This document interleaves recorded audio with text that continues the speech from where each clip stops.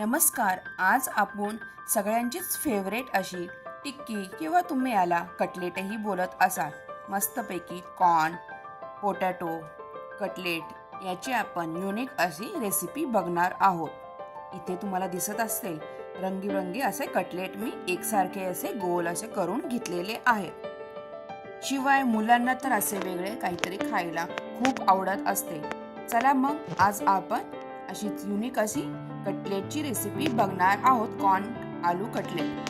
चला मग मी हिमगौरी तुमचे खूप खूप स्वागत करत आहे माझ्या हिमगौरी लाईफ या यूट्यूब चॅनलवर. चला तर मग आपण रेसिपीला सुरुवात करूया व इथे आपल्याला काय काय साहित्य लागणार आहे ते आपण इथे बघणार आहोत. आता मी एका बाउलमध्ये उकडलेले असे कॉर्न घेणार आहे. मी तर भरपूर असे कॉर्न घेतलेले आहे, वाटीभर असे कॉर्न उकडलेले घेतलेले आहे. आता हे कॉर्न आपल्याला थोडेसे क्रश करून घ्यायचे आहे, जेणेकरून आपल्याला थोडेसे बाइंडिंग होईल. शिवाय क्रश केल्यानंतर थोडेसे ओलावा मिळतो, त्यासाठी आपल्याला इथे थोडेसे क्रश करून घ्यायचे आहेत हे कॉर्न. जर तुम्हाला वाटत असेल तर तुम्ही थोडेसे निम्मे मिक्सरमधूनही बारीक करून घेऊ शकता. अशा प्रकारे मी हे कॉर्न थोडेसे क्रश केलेले आहेत. आता इथे आपल्याला बाकीचं साहित्य घालायचे आहे. तर मी इथे 2 असे उकडलेले बटाटे घालणार आहे. आता किसणीने मी असे बारीक किस करून घेणार आहे या बटाट्यांचा. अशा प्रकारे मी 2 बटाटे किस करून घेतलेले आहे. आता तुमच्याकडे जे व्हेजिटेबल उपलब्ध असतील ते तुम्ही बारीक करून टाकू शकता. मी इथे 2 छोटे गाजरे बारीक करून टाकलेले आहे व 1 कांदा बारीक चिरून टाकलेला आहे. जर तुमच्याकडे शिमला मिरची असेल तुम्ही शिमला मिरचीही टाकू शकता. अशा प्रकारे वेगवेगळ्या व्हेजीस तुम्ही टाकू शकता. मुलांनाही खूप आवडतात असे व्हेजीस वाले कटलेट कॉर्न. जे तुम्हाला बोलायचे ते तुम्ही इथे बोलू शकता. आता इथे आपल्याला चवीनुसार मीठ टाकायचे आहे. तर मीठ टाकल्यानंतर मी इथे थोडेसे चिली फ्लेक्स टाकणार आहे व इथे थोडे ऑरिगॅनो. आता तुम्हाला जर तिखट हवे असेल तर तुम्ही इथं थोडेसे हिरवी मिरची ही वाटून टाकू शकता. आता मी इथं मुलांसाठी करत आहे त्यामुळे मी इथे चिली फ्लेक्स टाकलेले आहेत, तिखट थोडे कमी केलेले आहे. आता हे सगळं टाकल्यानंतर आपल्याला चांगल्या हाताने मिक्स करून घ्यायचे आहे. आता असे कॉर्न पोटॅटो कटलेट खायला खूप टेस्टी लागतात. छानपैकी आता मी हे कटलेटचं मिश्रण मिक्स केलेले आहे. हे मिक्स करून झाल्यानंतर आपल्याला एक कटलेट तुम्ही बनवून बघू शकता परफेक्ट असं बाइंडिंग होत आहे की नाही. हे मिक्स झाल्यानंतर तुम्हाला मी एक छोटा कटलेट बनवून दाखवत आहे आणि तुम्हाला ज्याप्रमाणे शेप द्यायचा आहे कटलेटचा टिक्कीचा त्याप्रमाणे तुम्ही इथे देऊ शकता. मी इथे नॉर्मलच गोल असे आकाराचे कटलेट्स करणार आहे. तर छानपैकी हे मिश्रण आपले मिक्स झालेले आहे. तुम्हाला एक कटलेटचा आकार करून दाखवते.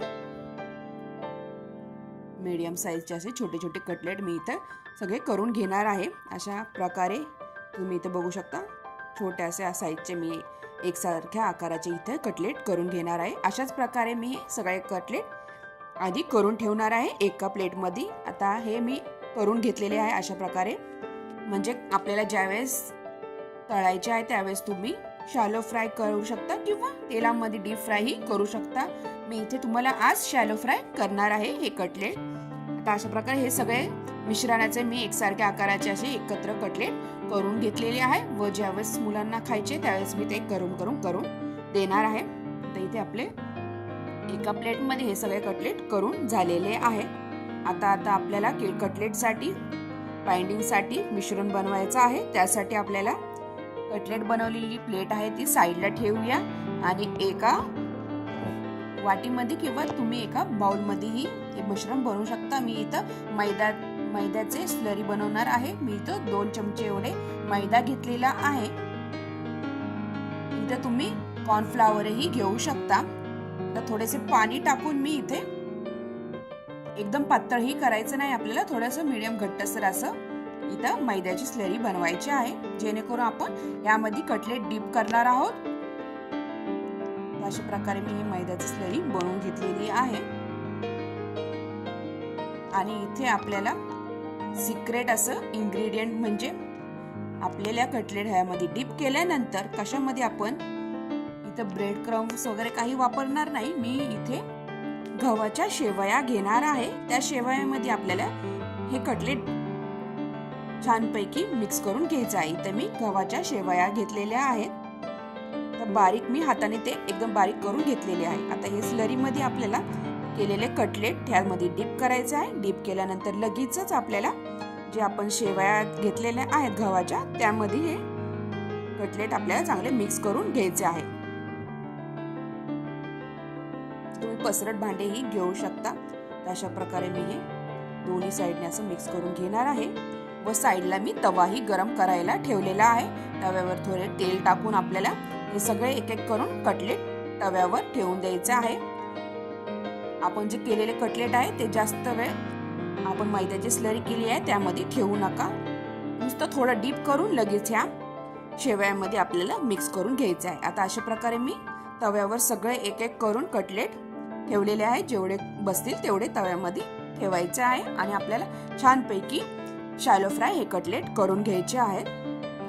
दिसायलाही खूप छान दिसतात आणि वरतून हे कटलेट एकदम क्रिस्पी असे होतात शेवयामुळे आणि आतमध्ये एकदम सॉफ्ट असे आणि खायलाही एकदम टेस्टी लागतात. आता वरतून आपल्याला थोडेसे तेल टाकायचे आहे आणि हे कटलेट लगेच पलटी करून घ्यायचे नाही. छानपैकी खाल्लं क्रिस्पी झाल्यानंतरहीच हे पलटी करायचे आहे. आता मी 10 मिनिटानंतर हे कटलेट छानपैकी खाल्लं क्रिस्पी झाले आहेत थोड्या वेळ आणि सगळे पलटी करून घेत आहे. अशा प्रकारे दोन्ही साईडने आपल्याला छानपैकी हे क्रिस्पी असे ब्राऊन कलर होईपर्यंत छानपैकी भाजून घ्यायचे आहेत.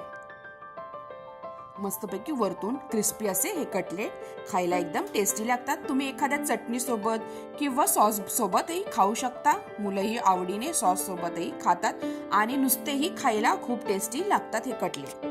तर अशा प्रकारे एक एक करून माझे इथे कटलेट झालेले आहे गरम गरम. आता हे कटलेट झाले आहेत आपल्याला. आता हे एका प्लेटमध्ये आपल्याला काढून घ्यायचे आहे. मस्तपैकी तुम्ही बघू शकता छान असा वरतून किती छान दिसत आहेत हे कटलेट. शेवयामुळे ह्या कटलेटला लुक एकदम भारी आलेला आहे. आता एका प्लेटमध्ये मी सर्व केलेले आहे टोमॅटो सॉस सोबत मस्तपैकी. तुम्हाला आता इथं एक कटलेट हे तोडून दाखवत आहे. वरतून एकदम क्रिस्पी आणि आतमधून एकदम सॉफ्ट असे हे कटलेट झालेले आहे. सॉफ्ट वरतून क्रिस्पी आणि आतून एकदम सॉफ्ट असे हे कटलेट झालेले आहे.